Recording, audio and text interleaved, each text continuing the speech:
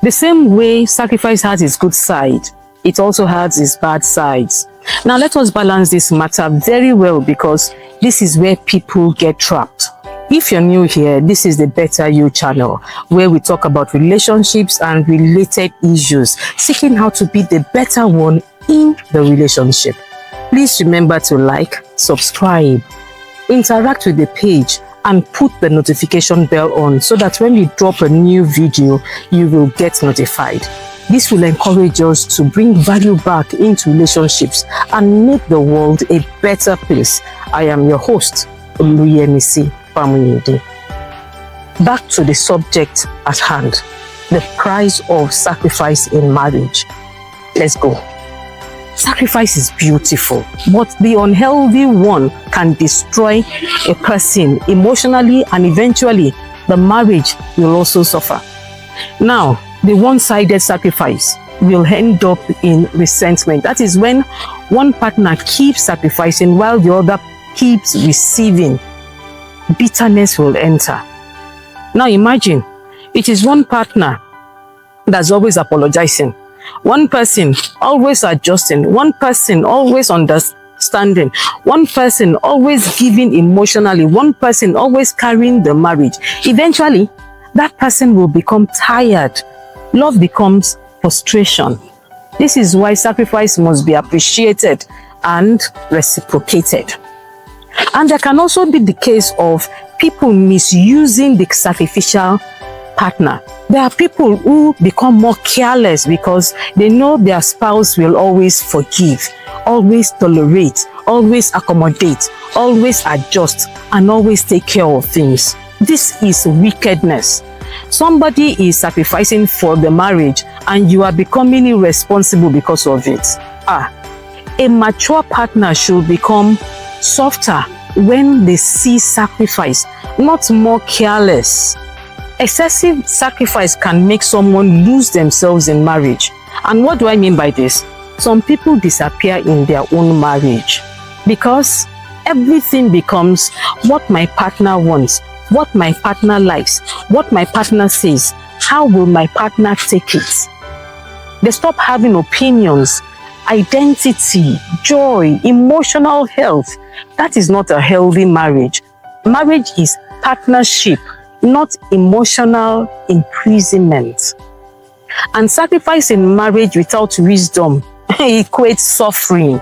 Some people are enduring disrespect, manipulation, abuse, cheating, constant emotional damage, and they call it sacrifice. No, that is suffering.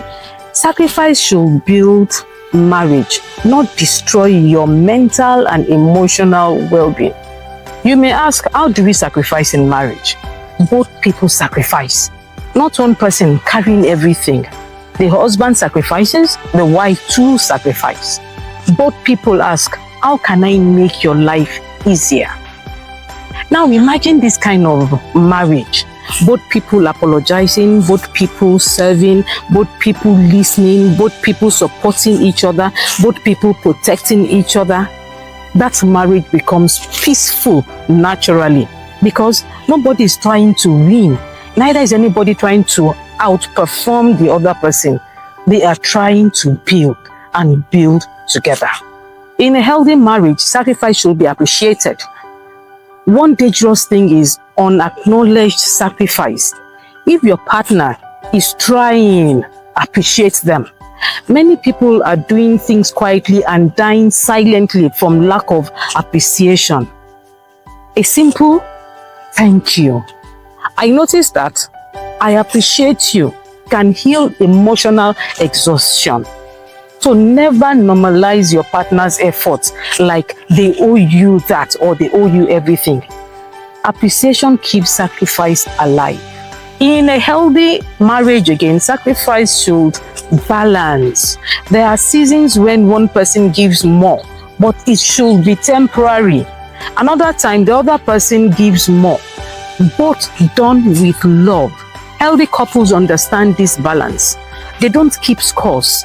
They also don't ignore imbalance forever. And there can be a nonchalant partner about sacrifice in marriage. One person is emotionally invested, the other person is careless. One person is trying, the other person is relaxing. One person is sacrificing, the other person feels entitled. Very frustrating situation. You cannot keep pouring into somebody who keeps acting non-concerned. Eventually, your energy will reduce. Your excitement dies. Emotional tiredness will enter. And many people mistake this emotional exhaustion for falling out of love. But it is not. Sometimes they are simply tired of carrying the relationship all alone. When you have a nonchalant partner in a union, respect will start dying. Nothing kills admiration faster than consistent nonchalance.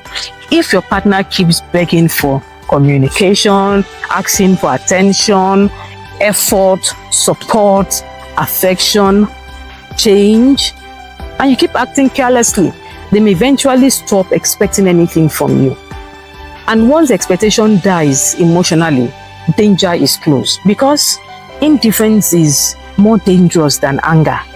Anger means there's still emotional investment. Indifference means the heart is shutting down. When you have a nonchalant partner in a union, the sacrificing partner feels and becomes bitter. You will hear statements like, "I do everything, you don't care, I am tired, this marriage feels one-sided." That bitterness did not come overnight. It came from accumulated disappointment. No marriage is perfect. It is a union of two imperfect people. So every marriage will require sacrifice because human beings are imperfect. There will be misunderstandings.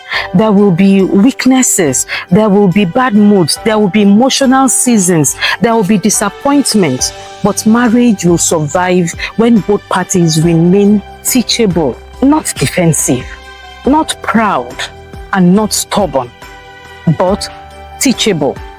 Sometimes sacrifice means patience.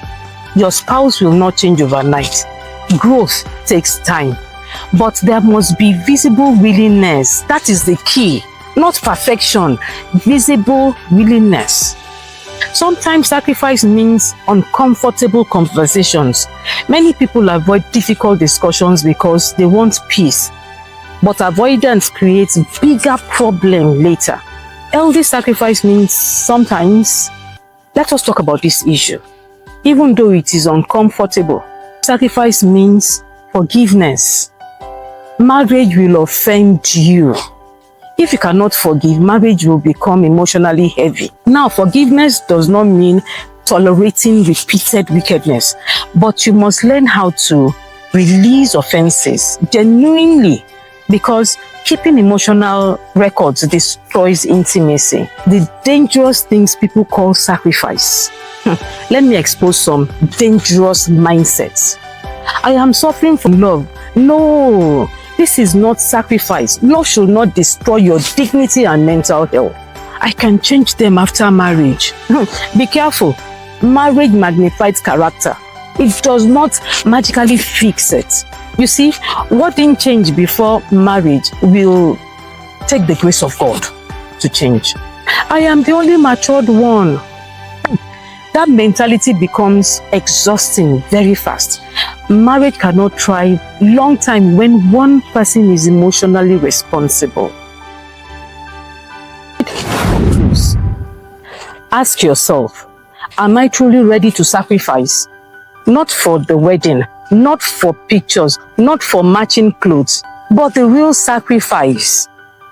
Ask yourself, can I adjust, communicate, apologize, support, be patient, stay committed during difficult seasons? Because marriage will test all these things. Please don't marry a selfish person. Open love will change them. Very important. Watch how they treat your emotions, your needs, your opinions, your stress, your sacrifice. Selfishness in dating becomes worse in marriage. Learn balance. Do not enter marriage with extreme pride or extreme self-neglect. Both are dangerous. In rounding up, The price of sacrifice in marriage can be heavy sometimes. But when two matured people are sacrificing for each other, marriage becomes beautiful. Not perfect, but beautiful, because both people feel seen, they feel valued, they feel supported, and they feel protected emotionally. But when sacrifice becomes one-sided, marriage becomes emotionally draining. So before marriage, don't just ask, do you love me? Ask, are we willing to grow, sacrifice, and build together? Because sustainable marriage is not built only by feeling. It is built by intentional daily sacrifices from two emotionally responsible people. And honestly, sometimes the greatest proof of love is not what somebody says. It is what they are consistently willing to sacrifice for the peace, growth, and survival of the union. Thank you for listening. God bless you. Until the next one. Bye.